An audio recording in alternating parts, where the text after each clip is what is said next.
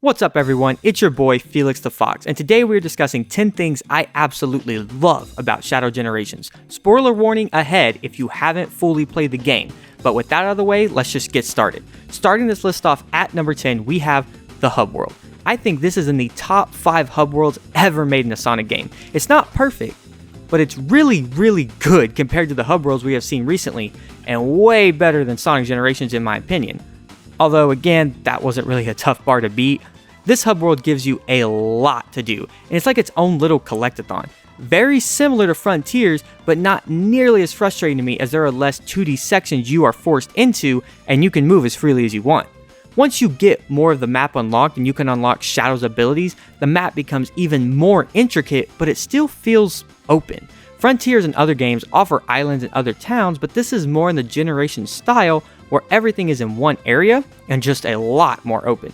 It honestly feels like Bowser's Fury hub world in a way, except for the exclusion of individual levels like this game offers, but everything kind of just flows together really well, and this was just a standout feature to me.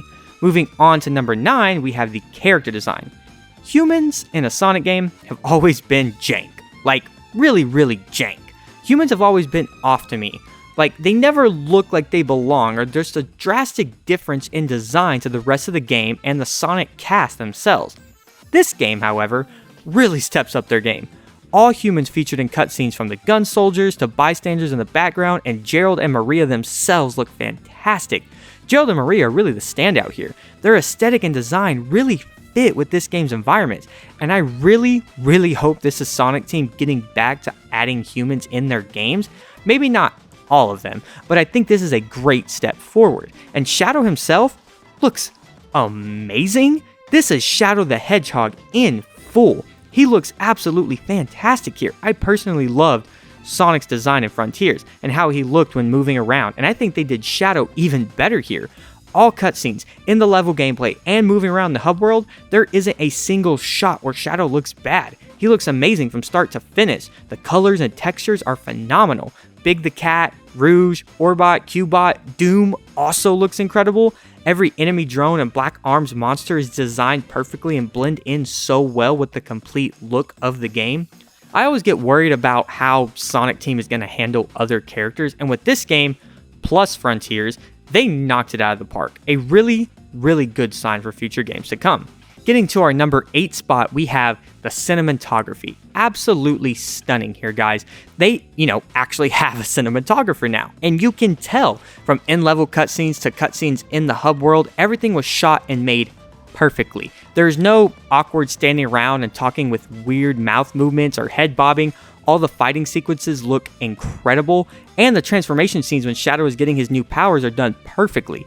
Sonic cutscenes haven't been the best in recent years, and to me personally, Unleashed was like the last game where we saw some decent fighting scenes and Hedgehog running at super speed. Doom and Shadow's dynamic feels so immersive, and it's because of how well I think they made these cutscenes. I mean, I really don't know what is taking Sonic Team so long to do this, probably budget, but I'm just glad it's here and we can finally have a game that delivers when you aren't touching the controller. Moving on to number 7, we have the overall game's atmosphere and aesthetic. This is crucial for any successful game to have, and something the Sonic games base their whole identity over. Think of like Sonic Frontiers. 2 of its islands were like the aesthetic of an early 2000s Microsoft window background. Generations and Forces hub world didn't really have an aesthetic besides blandness, but Shadow Generations has an identity. Every aspect of this game's environment feels like Shadow. Anything from Shadow the Hedgehog 05 or Shadow's individual levels in Forces or Sonic 06 are in full force here. This whole game's design is 110% Shadow, and I love it. The menu screen for it just immediately immerses you. Even Sonic Generations menu screen doesn't scream Sonic, it just says, oh yeah, here's the game. Meanwhile, this menu screen is full of character. It matches Shadow's aesthetic. The best way I can try and put this is think of times when you aren't playing video games. I know, crazy, right? But when you are out in the world and certain things remind you of a certain game or make you want to play a certain game. Like for example, when it's like a chilly day outside and there's a light fog, snow coming down, I'm always instantly transported to Black Ops 2 Zombies map Origins. Like every time I'm in an atmosphere like that, I immediately want to play that map and hop on. That to me is a game's aesthetic. And growing up, anytime I'm in an atmosphere at night with cars going by, streetlights everywhere, buildings lit up, I think of Shadow, and this game delivers on that. Now, I know this can be more of a personal niche and opinion than something relatable to the mass public, but that's why it's something I personally love about this game. It just makes me want to keep playing it because it immerses me in Shadow's world. Kingdom Valley especially, oh my gosh, that map really hits when thinking of playing any Sonic game, and here, I feel they made every map feel like that. To me, just a really standout job. Now, jumping on to number 6, we have the characters. Now, not character design as I mentioned earlier, but how these characters feel real and are crucial to the story. More importantly, how they are written. This is also because of the writing, which we will talk about later, but every character in this game is done perfectly. Shadow himself is the best version of Shadow we have ever seen. Doom is in full force here and just as evil and monstrous as he was before. Gerald and Maria are crucial to Shadow's overall arc, and I love the inclusion of all the other side characters like Orbot, Cubot, Rouge, and even Sonic when he shows up for like those 5 minutes. This is really good Sonic and Shadow encounter. The dialogue in this game isn't terrible. It's not phenomenal, but it fits the characters. Maria sounds like Maria. Shadow sounds and talks like he should around these other characters. Doom is written exceptionally well for me as the main villain. There's often a problem in Sonic games where the main villain is just a big bad guy, like, the Time Eater. There's no agenda or agency there. Just, I want to eat everything and I'm kind of working with Eggman. Even Eggman sometimes can be just an villain if he's not written well. I don't think Frontiers' story is perfect by any means, but I think the reason this game is written so well is because they took a big step in the right direction with some of their character moments. The best writing in that game is between Eggman and Sage, while the worst writing is between awkward moments with Knuckles and Sonic. But again, even that's not that terrible. And you can tell Ian is finally finding a stride in writing for these characters now. Everyone seems sincere and involved with the story. Now, going on to number 5, we have the bosses. I enjoy all the bosses in this game, and I mean it. The Bio Lizard all the way to the final Doom fight, each boss is done very, very well. I think Mephiles is probably my favorite at this point. I just really enjoyed how that fight was done, and hearing Shadow just humiliate this dude the entire time, it's incredible. The bosses in Sonic Generation hold that game back to me a lot, especially with the ending boss fight. Oh my god, don't get me started on that. If you want to hear me rant to no end about that fight, you can check out my Sonic Generations video, but the final boss here is absolutely amazing. As I've stated on this channel, I'm not a very highly skilled gamer. I'm slow to picking up concepts, especially in boss fights in any game. I just struggle kind of finding out what to do, and it takes me quite a few attempts. Probably very frustrating to watch. But with this game, I'm not saying it's easy, they just pull off the level design and mechanics in these boss fights really well. The Doom fight was outstanding, and flying through the air and taking him out was just so much fun. The Bio Lizard was a great first boss to have, and I had a blast playing through that. Mephiles again was great, and the Metal Overlord is probably my least favorite, but it's not a bad boss, just probably the one I will go back and play less often than the others. And I love that I can say that about a Sonic game, where all bosses are fun and enjoyable, and each one offers an insight to Shadow's story and his past, which again we will touch on more later. Now, moving on to our number 4 spot, we have level design. Yes, this game is based on older levels in Shadow's history. However, they are all reworked here to give the player a better experience while still retaining the magic of those games. They are also all reworked to help with Shadow's new abilities. Taking a level from 06 of all games is a tough task, but Kingdom Valley is my favorite level in this game, hands down, no debate to me. The first time I loaded into this level, I was blown away. I just kept replaying it over and over again. The best thing about 06 to me was just its soundtrack, and comparing the 06 level we saw in Sonic Generations with Crisis City, I was really worried about how they were going to pull this off. But oh my god, Kingdom Valley is just incredible. It hits all the right notes, and I have replayed this level more than any other level in this game. But this level is just scratching the surface. Every level in this game is great. The worst one is probably Chaos Island, but again, it's not bad. It's still an incredible level. I was just kind of a bit confused why this level was added. I'm sure a lot of other people were. I mean, it's from Frontiers, and I don't remember Shadow anywhere in Frontiers, so maybe this is a way for the devs to say what he was doing during that game. Still very confusing, but they pull it off kind of okay. I really love the morph power up and was excited to use it in a level, but I don't think they really did it enough justice here. But it's still a fun level to go through, don't get me wrong. The fact that this is the worst we see is a very, very good thing. The Arc Reactor and Rail Canyon are also standout levels. Both acts are a blast to play through. For each level, you get that nostalgia kick that you've just been craving. The inclusion of Sunset Heights, I feel, is a little weird as well. Not as weird as Chaos Island, but we got no levels from Shadow the Hedgehog 05. Like, none, which is really weird. And I've seen a lot of controversy on that on the internet. Like, I get including forces because this is such a better level than anything in that game, so the devs kind of get to flex how much better they've gotten. But the weirdest thing about the choices of the levels is the exclusion of any of those levels from Shadow the Hedgehog.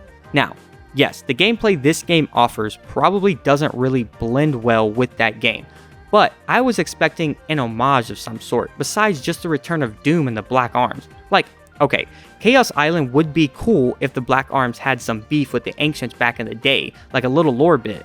But we were never told that, so it kind of just feels off to me. But Chaos Island does fit with Shadow's aesthetic, and so do all the other levels that are included here. Now, Sunset Heights is fantastic, definitely a step up from what it was before, and the boss key challenge missions here as well, all of them are great. Sonic Generations has some of those side missions that I dread playing through, but this game, I think, mainly is better in that way because there's a lot less of them, so they have more time to focus and refine them. But each boss key challenge is designed perfectly, and it takes the great level design of those main levels and just raises it that much more with these challenge levels. Moving on to our number 3 spot, now we have Shadow's new abilities. Hands down, my favorite new mechanic in this Sonic game. I've been so excited to talk about this. When I got that first cutscene with the Doom Spears, I was entranced, man. Then we get the Blast power-up, the Morph power-up, and then the Wings. Oh my gosh, the Wings, they changed the gameplay of each level so drastically. It's basically like unlocking Supersonic that you have at your disposal with only getting 50 rings, which with this game is really, really easy to do. The Wings change the game here, guys. The other power/abilities are really fun to use, but nothing compares to these. Sonic Team really outdid themselves here. Like, playing the first level as is and then going back with the Wings is such an amazing feeling. Like, you just blow past both of these acts. Plus, mixed with Chaos Control, it's like playing a whole new game. I love how the spears were implemented, as well as the blast mechanic. See, the Morph and the Wings are only like for certain areas, and of course when you get those 50 rings, but the spears and the blast can be used at any time and anywhere, and it's up to the player how they want to use them. And I love when devs implement that in a game. It just changes so many different mechanics, especially you can use them in the hub world as well. Going down to our number 2 spot, we have the overall gameplay in general. Now, obviously a great game cannot be amazing without having all aspects of the gameplay being perfectly crafted. What I mean is, think of Sonic Generations, all the level design in that game is amazing, but that's where it ends. It just has 9 great stages, with both acts being done very well. As I mentioned before, the challenge missions in Sonic Generations and the bosses are what hold that game back so much, in my personal opinion. Shadow Generations, on the other hand, it ups the ante on both while also having great level design. Each level is flipped on its head when using Chaos Control at certain moments. Yes, some levels ask you to use Chaos Control at certain points, but with enough practice, you can decide other times to use it and make the level go faster and will it to how you want to play. Even the challenge missions here that are specialized for Chaos Control can be completed how you want it to, and I love that so much. It's what makes a great game to an amazing game by changing the design, and when you unlock more abilities and get better, it's almost like a skill tree. You could say the same thing for other Sonic games, but no other game does it like this one to me, Frontiers being the closest, obviously, as cyberspace levels do get easier and more fluid with more power-ups you unlock and you further advance with that skill tree. But we are finally arriving at our number 1 spot, which is my favorite aspect of the game, the story. Now yes, this story was written by Ian Flynn, but I really think he had to have some help here because this is a phenomenal story with great dialogue, which is rare in Sonic games, especially his Sonic games. Just look at Frontiers and Forces for the recent examples, and Generation with all 3 games having the, yeah, friendship, save the day. I'm so tired of that trope at the end of Sonic games. I'm tired of it. And this is finally such a good breath of fresh air. If you want a good in-depth explanation of this story and how well it was crafted, I do recommend checking this video out by Pariah 695, as he does an amazing job breaking down this story and talking about how this game finally gives Shadow his own agenda for the first time in like ever. I will have this video down in the description, and I 110% recommend you check it out. He makes some great story content on his channel, but doing my best to summarize here, this game's story finally gives us what we wanted with the Shadow story since 2005 Shadow the Hedgehog. This game kind of takes place after that game, if I'm correct. Basically, at the end of Shadow the Hedgehog, he kind of says goodbye to his past and doesn't want to let any part of that control his life anymore and finally be his own person. Finding out what being Shadow the Hedgehog means, except Sonic Team hasn't really done anything with that ever since that story, and we've kind of just had a bland Shadow arc and story moments ever since. This game comes in and lets Shadow be grounded by Maria. He wants to destroy Doom on his own accord and for his own reasons. Him saying goodbye to Maria wasn't actually what he wanted to do. He just didn't want his past to determine who he is. But this whole game shows that he does need Maria.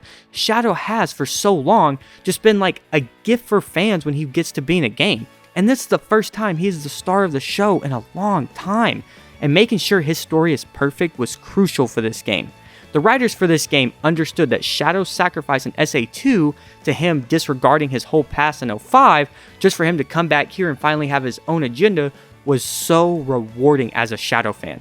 This story in this game, it's tight, and for so long, dialogue has really plagued a Sonic game, and for us to finally have heartwarming conversations and meaningful epiphanies for Shadow when facing Doom had me feeling so many different emotions. Like, his final talk with Maria before taking on Doom, and then the talk they have afterwards, I mean, like, come on guys, it's peak! It's peak for Sonic games. And honestly, I don't know how the rewrites for Sonic Generations weren't as good as this, because we now see, like, hey, they have the ability to write a good story. I enjoyed the Ancients and the lore and Frontiers, and the writing between Eggman and Sage. That was like carrying the game. But the rest of the story falls so flat in comparison, especially the original ending. This game, though, is consistently good, and there's only maybe one or two inconsistencies I noticed, but they aren't even that big of a deal. The writers finally understood who Shadow was, and that's why they could finally pull it off all these years later. I am so content and satisfied when completing this game, and that's why the story is my favorite part of this game. When the Sonic stories hit, which is few and far between, they hit hard, and this game perfectly demonstrates that for us. An absolutely amazing game from Sonic Team. Alrighty guys, thank y'all so much for watching. If you liked the video, please don't hesitate to leave a like and subscribe to join the foxhole and to keep up to date when I make new videos. Thank you so much, and I'll see you in the next one. Peace.